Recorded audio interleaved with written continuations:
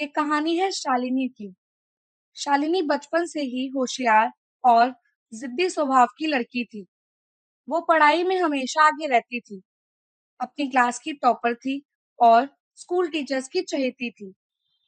बचपन से ही उसे सिखाया गया था कि मेहनत से हर मंजिल पाई जा सकती है।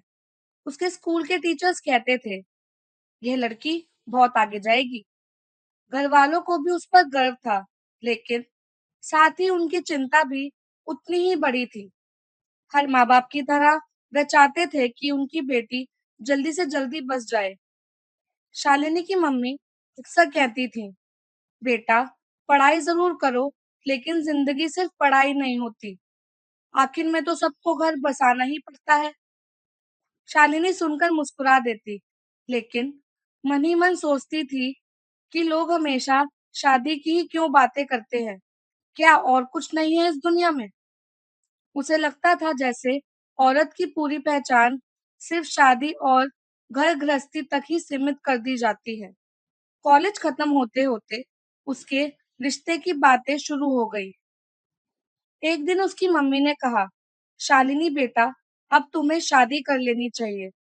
तुम पढ़ाई भी कर चुकी, नौकरी भी ढूंढ ही लोगी, लेकिन शादी की उम्र निकल जाएगी तो अच्छे रिश्ते कहाँ मिलेंगे? शालिनी ने गुस्से से जवाब दिया, मम्मी, अभी नहीं, मुझे अपनी नौकरी पर ध्यान देना है। मैं अपने पैरों पर खड़ी होना चाहती हूँ। घर में अक्सर यही पुरानी बहस शुरू हो जाया करती थी। उसकी मम्मी अक्सर उसे समझाती रहती थी, पर उसके पापा इस बहस में कभी शामिल नहीं होते थे। वे बस खामोशी से सुनते रहते, लेकिन उनकी आंखों में चिंता साफ झलकती थी। उनके चेहरे की झुर्रियां जैसे ये कह देती कि वे अंदर ही अंदर परेशान हैं। घर का माहौल अक्सर इसी बात पर बिगड़ जाता था। दिन बीतते गए, हर बात वहीं आकर अटक जाया करती थी। आखिरकार एक दिन शालिनी के पापा ने खुद कहा, शालिनी, एक अच्छा लड़का देखा है, सीधा साधा है, नौकरी करता है, बस एक बार बात करके देख लो। लेकिन शालिनी ने उनकी बात टाल दी। पापा प्लीज, मुझे अभी शादी नहीं करनी। मैं इस बारे में सुनना ही नहीं चाहती। फिर उसके पापा ने बोला, बेटा, जिंदगी अकेले नहीं कटती। हम चाहते हैं कि तुम खुश रहो। इतना कहकर वो चुप हो गए, लेकिन उनकी चुप्पी भी बहुत कुछ कह रही थी। शालिनी को ये बातें, ये रोज-रोज की चर्चाएं अंदर से अब घुटन देने लगी थी। उसे लगता था कि सब उसकी जिंदगी अपने हिसाब से चलाना चाहते हैं। यही सोचकर एक दिन उसने पक्का इरादा कर लिया। वह अब आजादी चाहती थी, अपनी जिंदगी खुद जीने की आजादी, बिना हर वक्त शादी की बातें सुने। तो उसने बैकपैक किया और दिल्ली चली गई। दिल्ली पहुंचना शालिनी के लिए किसी नई दुनिया में कदम रखने जैसा था। बड़ा शहर, तेज रफ्तार जिंदगी और यहाँ कोई किसी से सवाल नहीं पूछता था। शुरू-शुरू में उसे बहुत मुश्किलें आईं। किराए पर कमरा ढूंढना, ऑफिस का काम संभालना, अकेले रहना। कई रातें वह अकेले बैठकर सोचती, क्या मैंने सही किया? लेकिन फिर खुद को समझाती कि कम से कम अब उसे रोज-रोज शादी के लिए ताने तो नहीं सुनने पड़ रहे। इन्हीं दिनों शालिनी की मुलाकात नीरज से हुई। नीरज उसी के ऑफिस में साथ काम करता था। वो बड़ा ही खुश मिजाज और बातें करने वाला इंसान था।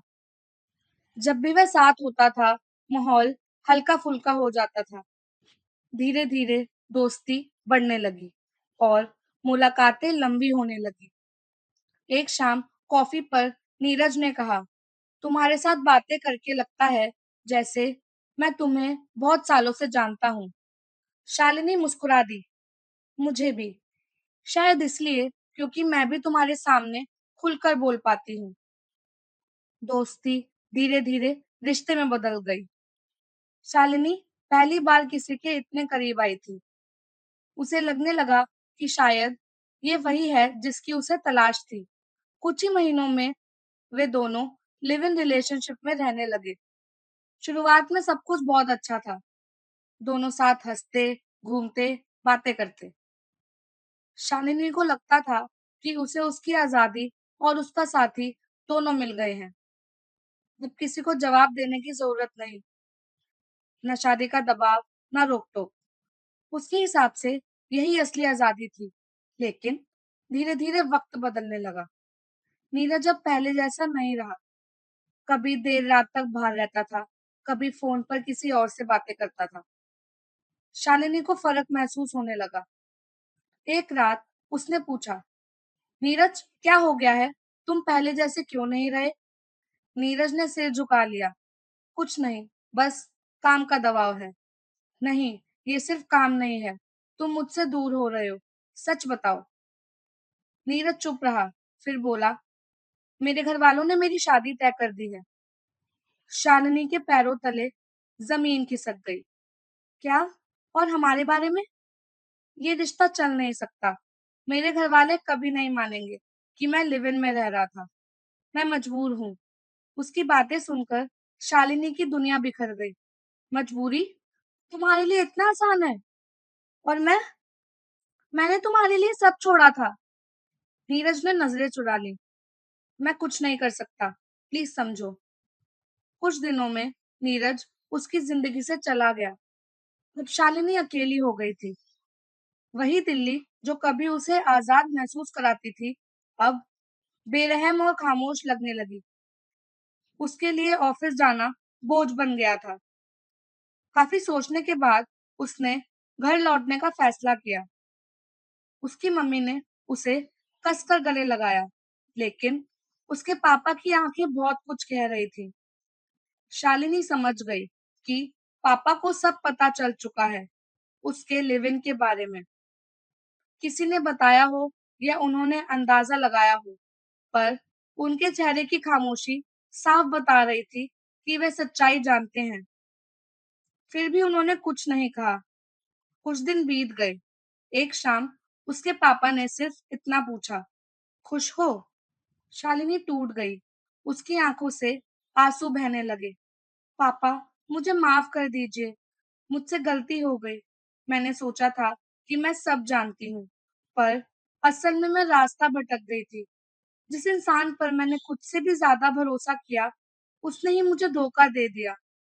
शालिनी के पापा बोले, "गलती हर किसी से होती है बेटा। जिंदगी ऐसे ही सबक सिखाती है।" शालिनी सिसकते हुए बोली, "लेकिन पापा, मैंने आपको दुख दिया, आपकी उम्मीदें तोड़ी। हमारी उम्मीदें तुमसे नहीं टूटी, हम तो बस तुम्हें खुश देखना चाहते हैं।" इसी बीच उसके पापा की तबीयत अचानक बिगड़ गई। सीने में दर्द, सांस लेने में तकलीफ। हड़बड़ाकर सबने उन्हें अस्पताल पहुंचाया। डॉक्टर ने कहा, "इन्हें बहुत तनाव है, ब्लड प्रेशर बहुत बढ़ा हुआ है। ध्यान रखना होगा वरना हालत बिगड़ सकती है।" अपने पापा को अस्पताल के बिस्तर पर देखकर शालिनी रो पड़ी। "सब मेरी वजह से हुआ है। अगर मैंने आपकी बात मानी होती, तो आज आपको ये तकलीफ नहीं होती।"